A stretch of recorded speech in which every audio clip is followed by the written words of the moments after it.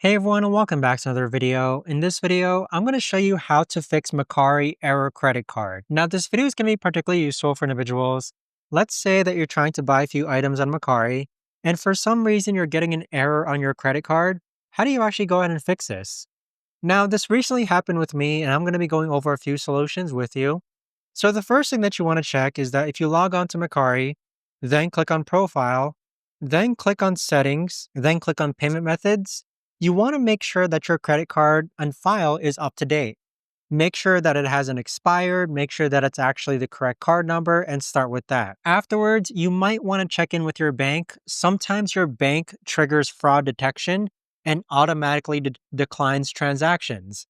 Either way, you can call their system and see why it's not being able to go through. Other options that have worked for other people is just making sure that you're actually connected to the internet with Mercari.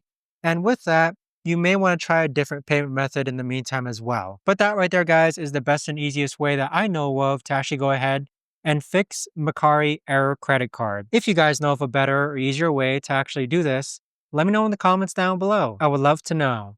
Thanks so much for watching everyone, and I'll see you guys all in the next video.